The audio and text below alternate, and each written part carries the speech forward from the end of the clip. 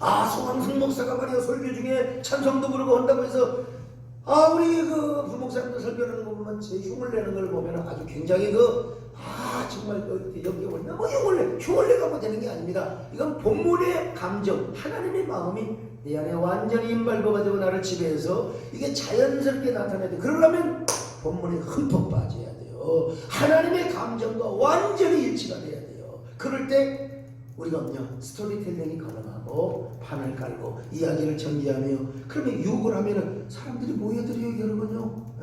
야바이꾼들 옛날 야바이 아십니까? 나 옛날에 신학교 그냥 시험 보러 와가지고 열지로 하는데 야바이꾼한테 한번 걸려갖고 있는 거 다 털렸어요. 그 유혹의 힘이 이렇게 큽니다.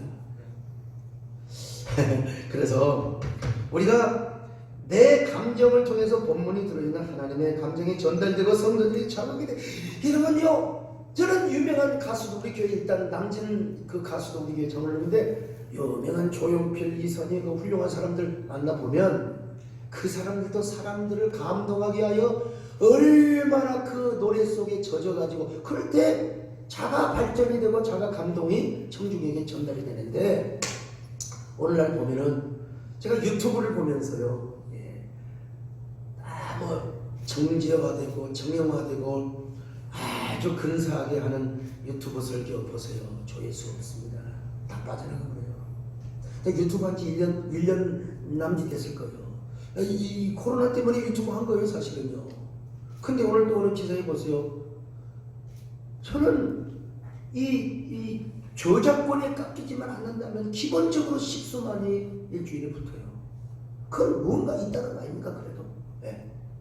아무리 큰 교회 아무리 한다고 되는 게 아니에요. 이거는 벌써 현대인을 유혹하고 판을 깔 수 있는.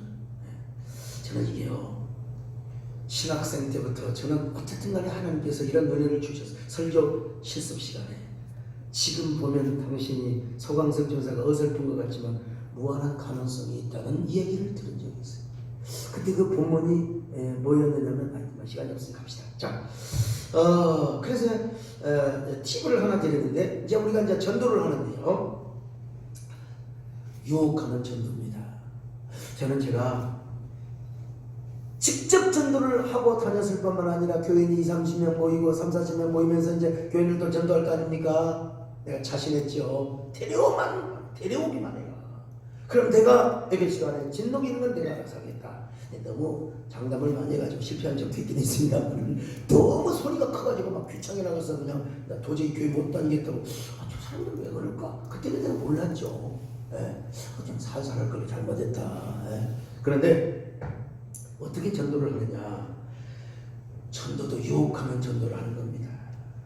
우리 양현표 교수님이 전도학 교수이기 때문에 제가 이게 참 공자님 앞에서 이게 번데기 앞에서 주름 잡는 얘기인지 모르지만 제 경험이 오면 전도요 유혹을 잘해야 됩니다. 그 유혹의 비키가 뭐냐?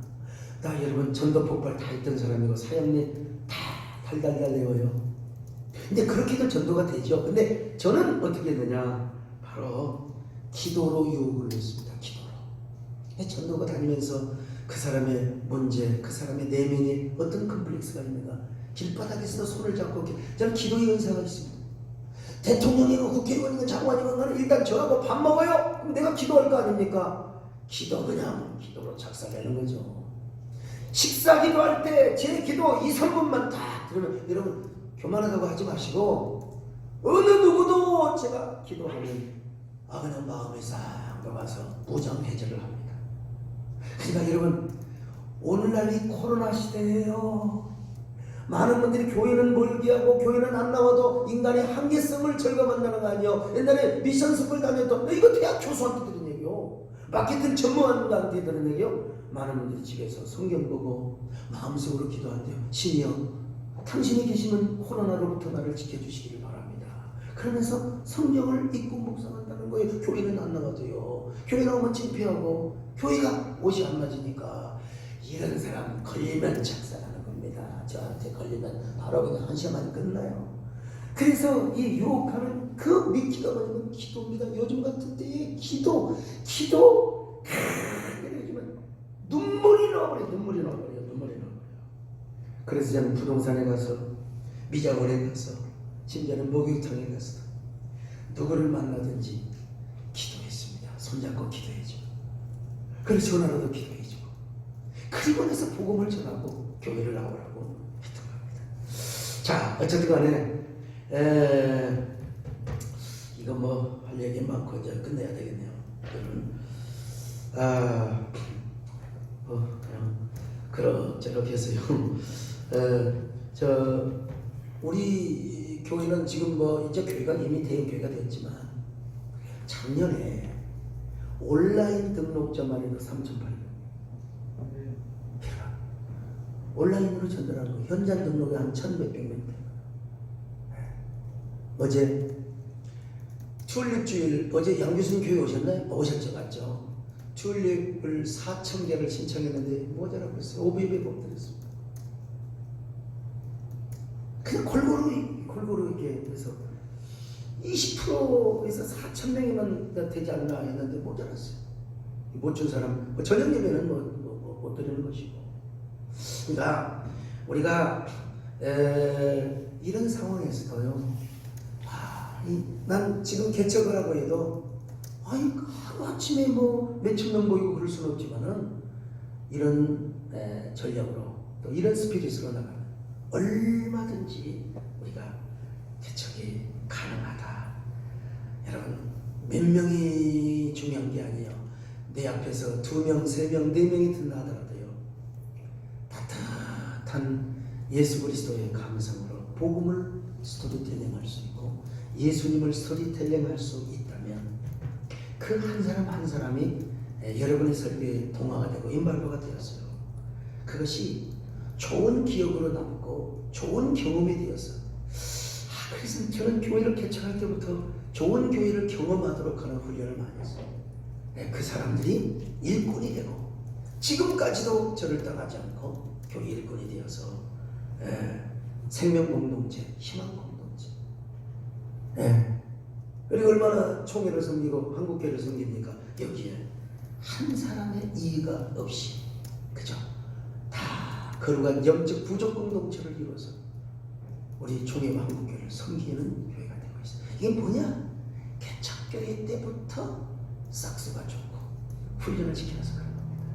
여러분, 이런 희망을 가지고 오늘 제목이 꿈을 이루려는 사람들인데, 오늘 개척의 꿈을 잘 이루시며 여러분의 소망을 이루시고, 이제 우리는 언젠가 또 이제 은퇴를 하게 됩니다. 여러분들이 한국교회를 짊어지고 또 한국교회를 새롭게 잘 섬겨가는 여러분들이 될 수 있기 바랍니다. 5분 전 됐습니다. 마치겠습니다.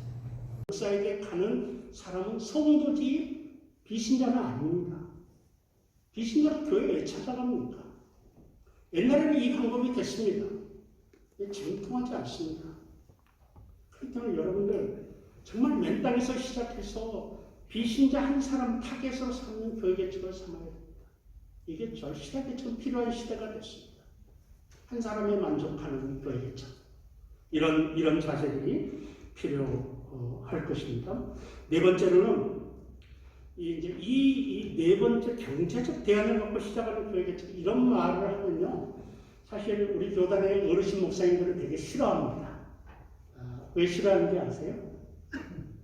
저희 아버지부터 싫어합니다. 저희 아버님도 목사님은 본로 목사님이신데, 왜 그런가 하면은 목사가 하나님 앞에 매달리고 죽어라 하면 하나님이 목에 살려주시고, 만약에 하나님이 안 목에 살려주시면 죽으면 되지, 목사가 뭐 먹고 사는 문제에 그렇게 신경을 쓰느냐라고 말씀을 하십니다. I don't agree. 저 동의하지 않습니다. 현대에 있어서 교회는 본질이 있습니다만 그 본질이 적용되는 현장은 시대마다 달랐습니다. 시대마다 달랐습니다. 여러분, 먹고 사는 문제는 비본질입니다. 비본질은 시대의 흐름을 고려해야만 합니다. 그래서 여러분들이 오늘 교회 개척에서 다 문제가 되는 이유가 뭡니까? 생존 문제 때문에 다 쓰러집니다. 생존 문제 때문에 쓰러져요. 그리고는 생존 문제 때문에 쓰러진 분들은 잠수 탑니다. 다 책임을 다 자기한테, 교회 개척해가지고 3년, 5년 만에 문을 닫는 책임을 본인한테 다 뒤집어 씌운 겁니다. 내가 믿음이 부족해서 그래? 내가 사명이 부족해서 그래? 내가 하나님 앞에 목숨 바쳐서 일하지 않아서 그래? 그러면서 다 들어갑니다. 그러니까 그 피해가 드러나지 않습니다. 우리 교단만 해도 잘 안 드러납니다. 그러면 4개 중에 하나 교회 정도가 간신히 살아남습니다. 그러면 그분은 간증하고 돌아다닙니다. 영웅이 되는 것입니다. 나머지 분들은 사실은 상황적 문제고 구조적인 문제인데 개인이 책임을 떠안고 잠수 타서 나타나지 않는 것입니다. 근데 실제로 저는 교회 계측을 가르치고 현장에 목사님들하고 이야기하면서 이 생존 문제 때문에 소명도 잃어버려요. 그렇기 때문에 여러분 21세기 교회 개척에서 여러분 소신대로 신앙 색깔로 신학적 확신으로 나아가야 되겠지만 생존 문제는 나아가야 되겠지만 예 좋습니다. 하나님이 안 먹여주시면 우리 가족은 다 죽는다. 그래서 진짜로 죽어버려요. 그런 소신이 있으면 오케이 좋습니다. 그건 정말 훌륭한 신앙입니다. 그러나 그것만이 방법이 아닙니다. 그것만이 간증이 아니에요. 내가 교회를 개척하고 내 힘으로 먹고 사는 생존 문제를 해결하는 것은 이 시대의 더 큰 간증입니다. 우리들 편견이 있어요. 내가 굶어 죽을 버텼는데 하나님의 까마귀로 떡을 가져다 주셨다. 이것만 간증이라고 생각을 해요. 근데 이 시대에 여러분 한번 보십시오. 우리가 교회 목회를 하면서 내 생존의 문제를 내 입으로 해결하는 것도 중요한 간증거리가 될 수 있습니다. 근데 사실 이런 말씀을 하시면 우리 아버님 세대 목사님들은 이거 어디 뭐 신학교 교수가 저를 사이비 같은 말을 하냐고 저희 아버지도 저를 인정을 안 해줘. 그게 무슨 목사냐? 당장 그래요. 근데 현장이 좀 많이 달라졌습니다. 지금 생태계가 많이 달라졌습니다. 우리 선배들이 목회하고 개척했을 때보다는 상황이 많이 달라졌거든요. 그래서 제가 이 과목을 가르치고 이걸 전공해서 여러분들하고 같이 이런 이야기를 나누면서 요즘은 용기를 내서 이 말씀을 합니다. 진짜 우리들이 목회를 하느냐 못하느냐의 문제를 가름하는 생존 문제를 하나님한테만 맡기지 말아라. 네가 해결할 수 있으면 해결해라 하는 그런 말씀도 제가 드리고 있습니다. 그래서 그러한 경제적 대안을 갖고 시작하는 교회 개척이 있습니다. 자, 그러면은 여섯 번째로 이제 21세기 시대를 이해하고 준비하는 교회 개척인데요. 아까 5번에서 2번을 하겠습니다. 시대를 이해하고 준비하는 교회 개척. 1번이 이제 포스트 모더니즘이죠. 여러분 뭐 잘 알고 계시니까 포스트 모더니즘을 이 시대에 이해하지 못하면 차세대를 잡을 수가 없습니다.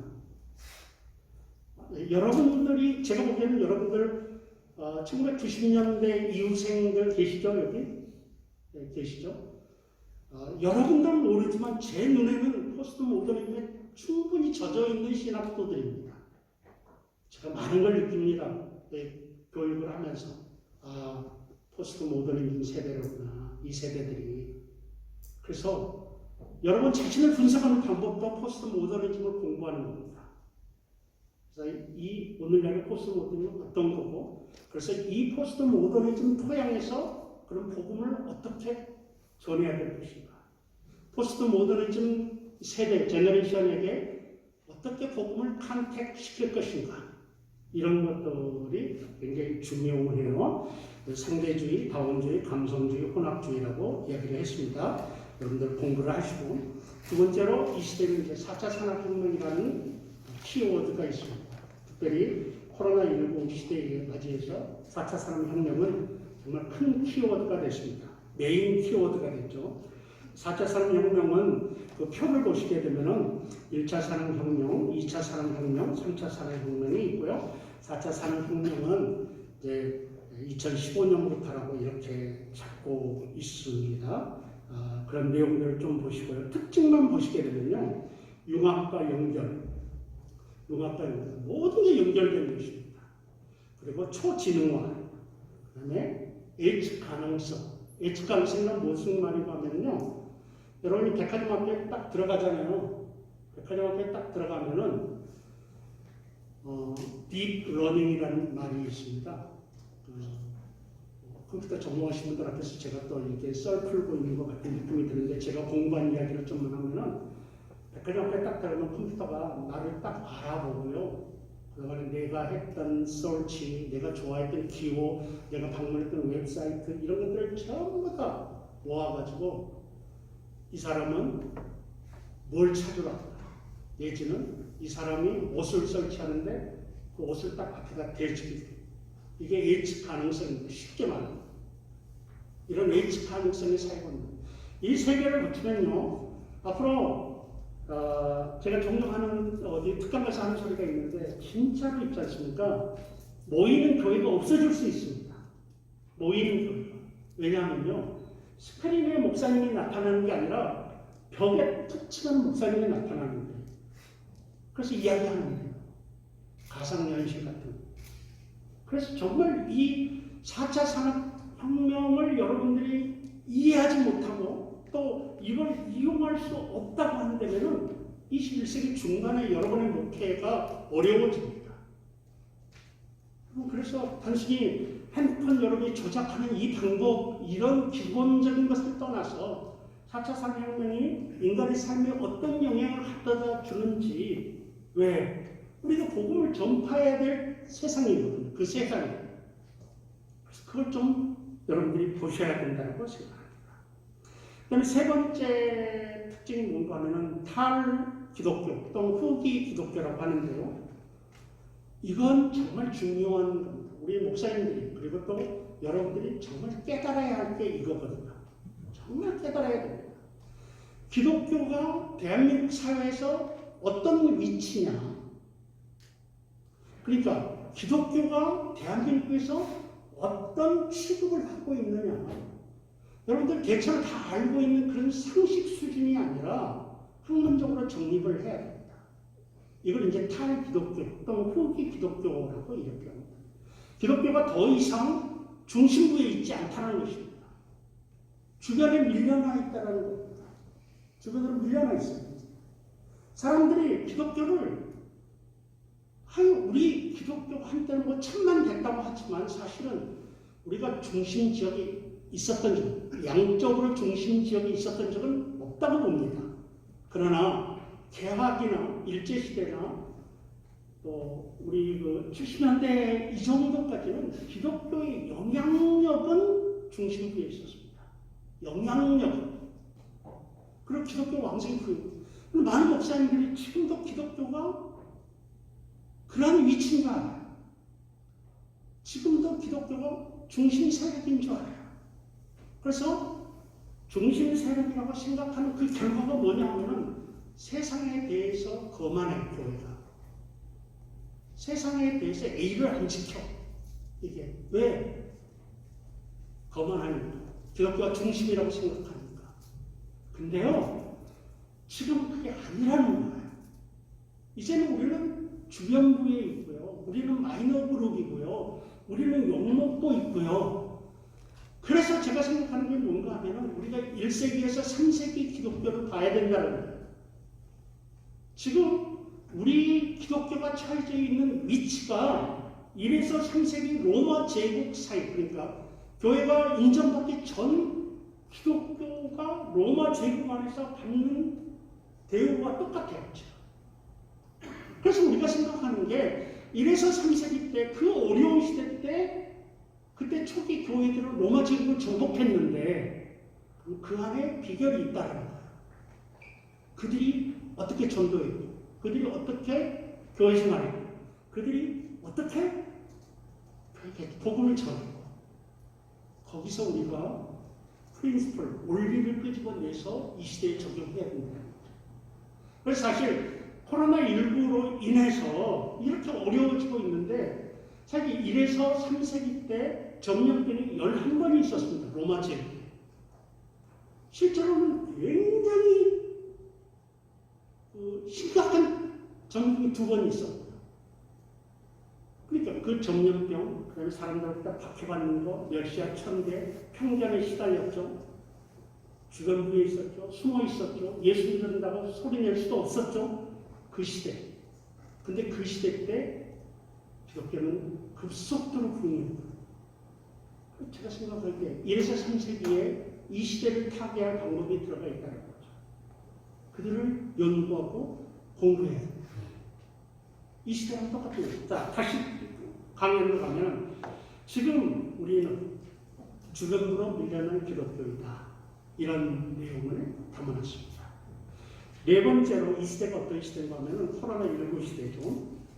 코로나19는 이건 제가 연구를 좀 했던 건데요. 한 4가지 영향을 교회가 끼쳤습니다. 악영향, 4가지 악영향. 첫째는요, 코로나19는 교회가 견지한 신학적 확신과 전통을 다 붕괴시켜버렸습니다. 다 붕괴시켜버렸습니다. 과거에는 양보할 수 없다고 여겨졌던 것들이 버젓이 지금 통용되고 인정되고 있습니다. 근데 불과 1년 전만 해도 우리는 주일 성수의 개념이 지금과 달랐습니다. 1년 전만 해도 예배는 교회에 와서만 드려야 된다. 주일 예배는. 그렇지만 지금은 코로나19가 우리가 견지했던 전통적인 믿음 체계랄지 신앙생활할지 교회 생활의 통찰을 무너뜨렸습니다. 이렇게 말씀드리면 정말 죄송한데요. 여러분 우리끼리니까 제가 한마디만 딱 드리면은 세상 사람들은 평신도들은 어쩌면 우리들에게 목회자들에게 사기쳤다고 할지 모르요. 아니 교회 주일날 주일 성수는 교회만 가야 된다며. 근데 지금 집에서 예배드려도 문제가 없는데 그러면 1년 전에 목사들이 했던 말은 무슨 말이야? 우리들에게 그렇게 무릎을 할 말이 없는 것입니다. 우리가 할 수 있는 말은 비상시대, 전염병 시대라고 이야기하지만 사실은 그리고 역사적 사건들 몇 개 되면서 이게 가능하다라고 하지만 사실은 명분이 약한 건 사실입니다. 왜? 지난 100년 동안 우리들이 주장해 온 것이 단 1년 만에 무너졌기 때문에. 그러니까 코로나19는 교회가 견지한 신학적 확신과 전통을 붕괴시켰습니다. 교회 신뢰성을 떨어뜨리게 됩니다. 우리 목사들의 신뢰성을 떨어뜨리게 됐습니다. 두 번째, 성도들의 신앙은 교회 생활에 세습관을 붙이고 있죠. 여러분 저도 집에서 예배드려 보니까 교회 가서 예배드리는 것보다는 편해요. 정말 그렇습니다. 네, 소파에 앉아가지고 늦지막히 일어나고 저는 이런 것들은 이제 세습하라고 말하고 싶습니다. 편안함에 익숙해진 거예요. 성도들 입장에서 주일날 교회 안 가도 벌 받지 않네. 이게 들어오는 겁니다. 이게 이제 세습관을 부추긴다고 말하고 있고요. 세 번째로는 교회의 국가에 대한 종속성을 강화시켰습니다. 제가 연구를 해보니까 그래요. 교회와 국가의 관계는 상당히 델리게이트한 관계거든요. 한마디로 제가 요약을 해서 말씀드리면 저는 이렇게 우리 개혁주의 교회와 국가의 관계를 이렇게 요약합니다. 뭔가 하면은 저항과 복종 이 두 관계입니다. 하나님의 뜻에 합당하면 복종하고 하나님의 뜻에 어긋난다고 하면 저항해야 된다는 이 관계가 사실은 우리 프로테스탄트가 뭡니까? 저항이라는 뜻 아니겠습니까? 국가에 저항하는 것이었거든요. 시작은. 수많은 개신교의 출발점이 어디에 있느냐? 국가가 우리 교회 간섭하지 말아라 라는 것이었거든요.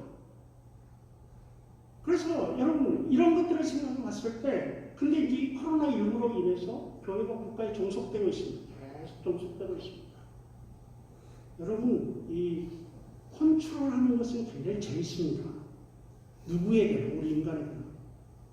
그래도 그러고요. 나라도 어느 정부든지 제가 판단하기에는 어느 정부든지 무언가를 컨트롤하는 것은 즐겨합니다. 아무리 민주주의 정부라고 하더라도 규제를 갖고 그래서 규제를 세우는 건 좋아하지만 규제를 풀기는 얼마나 힘들어합니까 정부에서. 근데 지금 교회가 점점 코로나19로 인해서 국가의 종속성이 강화되고 있다.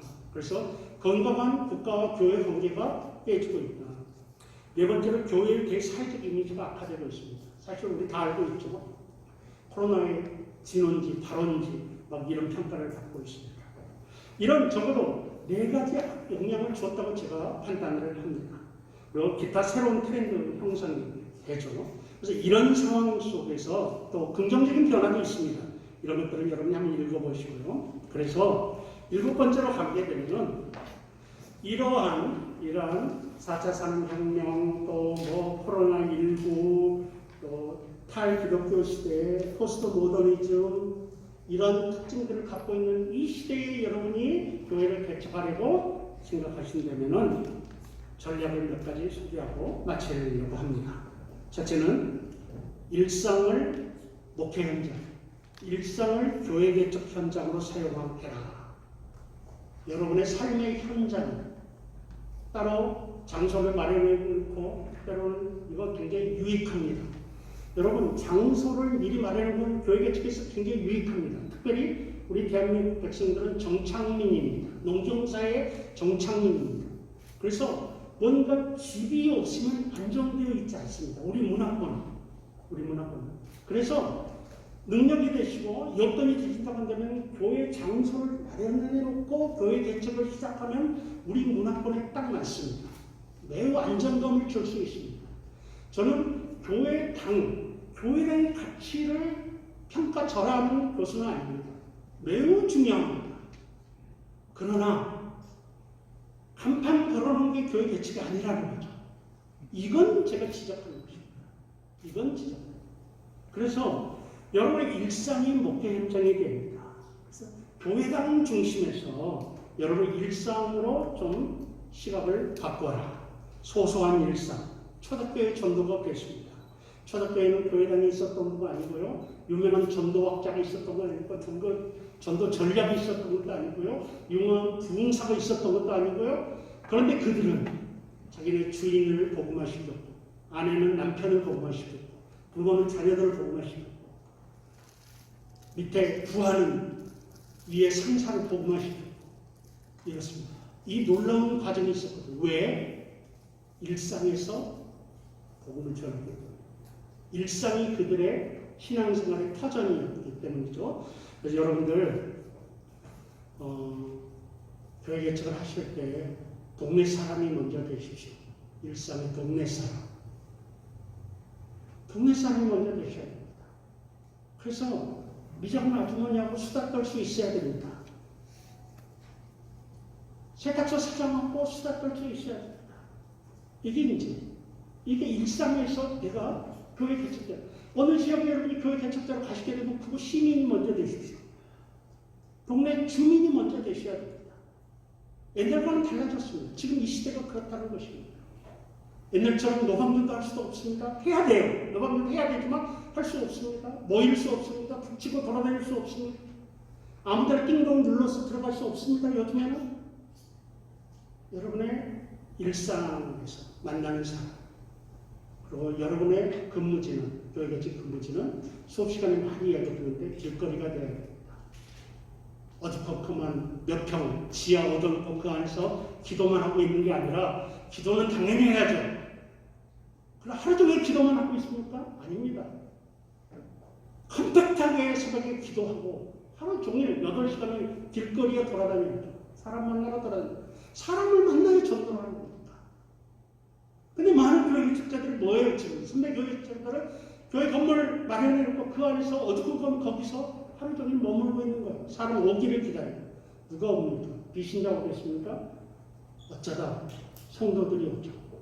그리고 우리 목사님들 여기 많이 계시지만 그렇게 해서 오는 성도들 결국은 문제 일으켜요. 올 때는 혼자 오고 나갈 때는 그나마 있는 2명 데리고 나갑니다.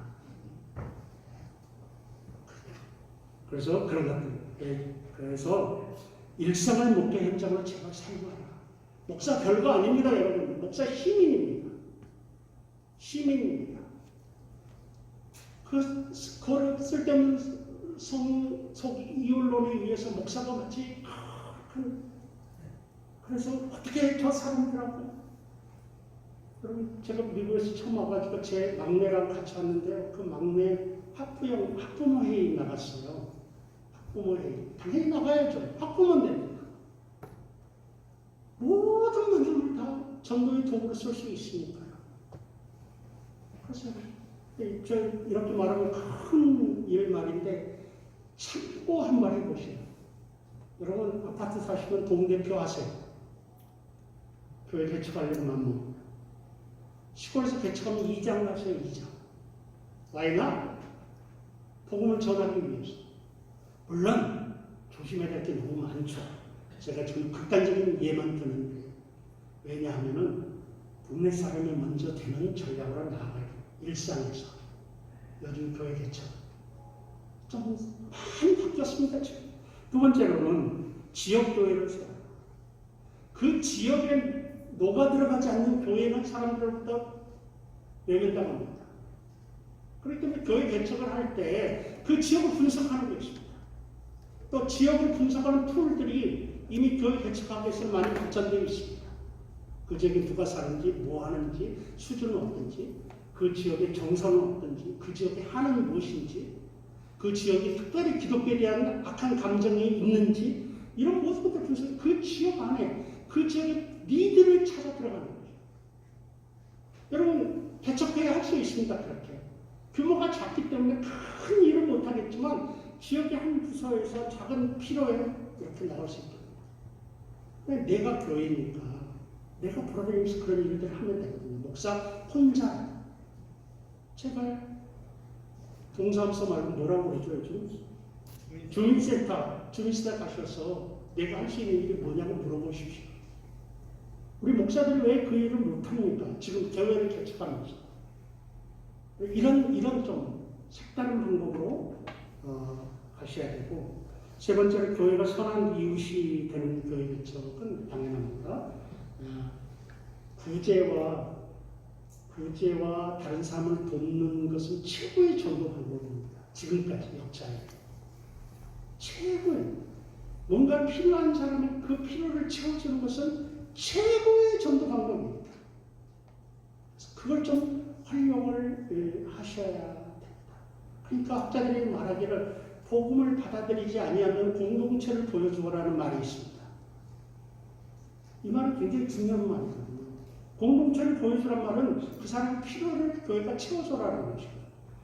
예수 믿으라고 아무리 안 그래도 애기 낳는데 온 성도가 돌아가면서 날마다 미역국을 갖고 보세요. 한 번은 나옵니다. 그 사람 한 번은 교회 나옵니다.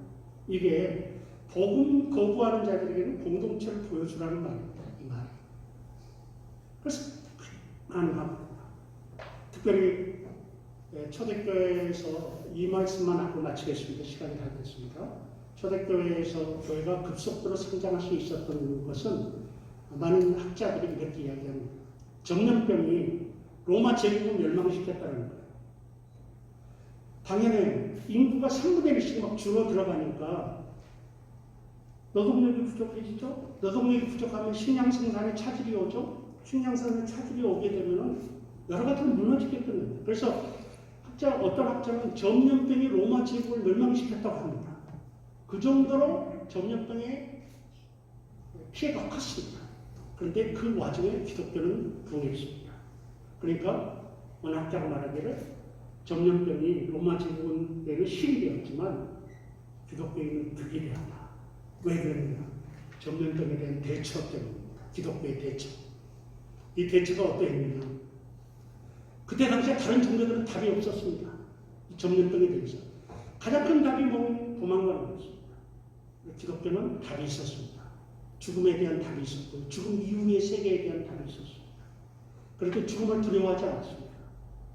많은 사람들이 버려졌습니다. 왜? 도망쳐야 되니까. 가축도 버려주고, 노인들을 버려주고, 어린아이들 버려주고, 증세가 조금만 있으면 버려주고 나갔습니다.